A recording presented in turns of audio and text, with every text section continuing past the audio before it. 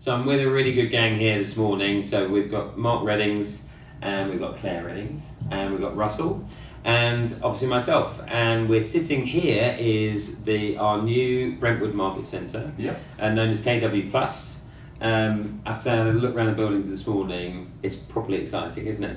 It's great. Bit of table football just to test and make sure that was okay, and a bit of pool. I believe I potted everything I went for, which was, it's a good start. I'm not sure you actually did it the way you were intending. But I believe it still was a pot's pot. It did go. Yeah. So this morning I wanted to put a video out, Mark, because we had a great discussion. In fact, we had several great discussions over the time that we've been getting to know each other. And for me, I shared with you guys early on that I've got a little cousin that many years ago, he's not little anymore, he's a grown-up man, but when he was little, he pulled a pot of boiling water off the stove and it literally pretty much melted the ears off the back of his head. I mean, it's just horrendous thing. And he's okay and so on and so forth, but what we were talking about is learning lessons. And my reaction in my household as my kids are growing up around pots of hot stoves and pots of water and so on and so forth, I probably to a lot of people would be seen as overreacting because I've learned from that and I just can't allow that to happen, right? So and one of the things that I found fascinating and really good learning for me in our discussions about whether we should open a market centre together was that you were very successful at running traditional businesses, and you had traditional businesses in the early days, Russell. But then you actually sold best part of 44,000-ish houses between you, which I'd say is... It's not bad. It's not bad, okay? But it didn't work, right? It didn't work in the end in either of those businesses. And I think it's really important that people have said to me, "Oh, that was a challenge, wasn't it? Opening up with Russell and Mark," and I said, "No, it wasn't even a decision for me. It was a real straightforward one. These are people really smart, committed to innovate and to change a process that they think needed changing, and they were right that it needs changing. They just didn't quite get the model right, but through that learning, have found a model that works. Well, in your words, Mark, that's kind of like the sweet spot of where the industry is going for the agent and the customer. So I thought it'd be really useful to hear your perspective on it. And I'm really grateful for you being, a lot of people would shy away from, I'm not having a conversation about where we got it wrong, Ben. Yeah. But I think it's a good view to share, Mark. I'll give my perspective on it. I mean, obviously, personally, I did this for 15 years, and for a large percentage of that, the public didn't really know about an online estate agency. So it was very much an education process was actually required to know the full impact of whether or not the public really wanted this or not. Purple bricks coming into the market, all other people spending money, myself, Russell, as part of that education process was here, and the people have voted. The fee is not the most important aspect of this, and we didn't know this until the money in the education process has actually been complete. We now know this. What the public do want is the public want to have a very personal service. They want to achieve the best price that they can. They want to achieve that as soon as possible. And our model didn't allow us to pay the agents in the way that Keller Williams model allows it to. Personally, from my side, when I was debating whether to do this or not, we were doing this together, was whether or not the agent proposition was strong enough, and by far it is.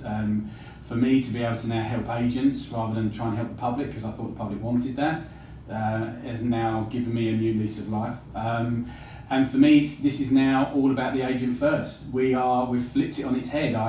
I feel that as a market centre we are employed by our agents rather than the other way around of when it used to be. So for me, this is the way forward. I don't see any downsides. The ability to help mentor, coach, support, train agents to be as productive as they possibly can is incredibly appealing for us. And the model works. So online wasn't where I thought it was going to get to. You can say that we was wrong, but we're brave enough to say that we want to use our talents to produce another model. It just so happened that Keller Williams was that model that we were looking for. Yeah. And same with you, Russell. I found that since we've publicly sort of announced that we're partnered up in a market centre in terms of you guys own a Keller Williams market centre, you by choice or by not, you sort of put yourself out there in quite a provocative fashion sometimes. And one of the things I found is that people will have a very strong view about you and what you've done, never even had a conversation with you. Literally never even had a conversation with you. Yeah. And when you do, like I said, I've said to you before, in the 8 months I've got to know you really well. And and that's probably my fault, really, because I've kind of painted myself as a bit of a pantomime villain, I suppose, over the years. And the reason I did that was because I wanted to get attention for eMove and the online sector and so on. And of course, now that I've kind of fallen on my sword, I suppose, and eMove has gone through the failure it did, there's a lot of people that are kind of jumping up and down jubilantly. But I do think we have a fundamental issue in this country, not just in this industry, that we look upon failure as being terminal, and we look upon failure as being something that should be lampooned, really. Now, of course, going back to the US-UK comparison, in the US, people look upon failure as a part of a process, as part of learning, as a kind of means to success. And there'll always be kind of snipers and people that like to see other people suffer for whatever reason, I guess. But I do think, particularly in the estate agency industry, we need to think differently about those that have the guts, I suppose, to try something because they have the courage of their own convictions that they believe that the industry needs to be improved. And I think actually whatever sector it is, whether it's automotive, whether it's insurance, fintech, etc., the world is now full of very, very successful entrepreneurs that have tried to change things for the better and have innovated. Now, they definitely haven't all succeeded first time out.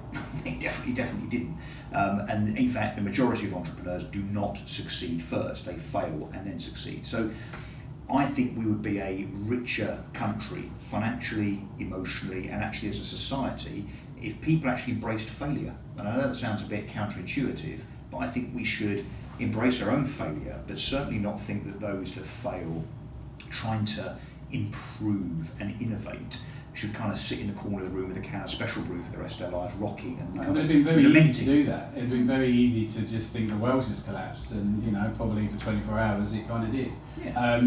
But you dust yourself down and you go again, and no one's going to be more driven than us in this room to support our agents to make this the biggest success we're ever going to do. You tried to break the model, didn't you? You spent a long time trying to break the model. 8 weeks trying to break this model. Yeah, You know that. But I then tried to do it. then I think I the couldn't do message it. should be that there will be agents, and what are they now? Let's say there's 300,000 to 400,000 estate agents in the UK across 20,000 branches.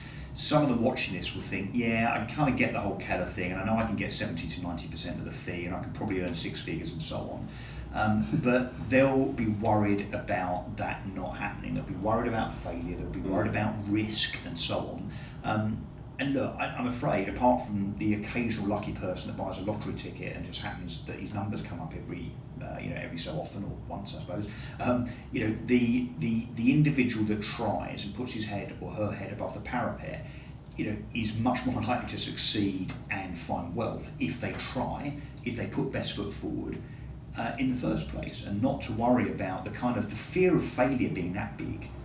And the kind of prospect of success being that big is actually the other way around. The prospect for success in this scenario here is massive, it's huge. And okay, there's a little risk of failure. Do you know what? So what? I think sorry Ben, I was just going to say, I think what we don't want people to think either is that they're on their own, because I think that's part of the scary part of it, is I'm going out on my own here, what if I don't make the right choices and the decisions? But that's what a market centre's for. That's what you're there for. That's what you're there for. That's what I'm there for. That's what Hannah's there for. That's what Ben's there for. We're all here to work alongside them to achieve their goals. We need to understand what they are, and then obviously we will support them in achieving them, so they're really not on their own. Yeah. And I couldn't agree more. And the upside's worth it. Absolutely. The upside's worth it. If you can get from, even if it takes you 6 to 12 minutes, 6 to 12 months to get to a place where you're now a business owner with income, choosing how you spend your time, it has to be worth the effort and the risk,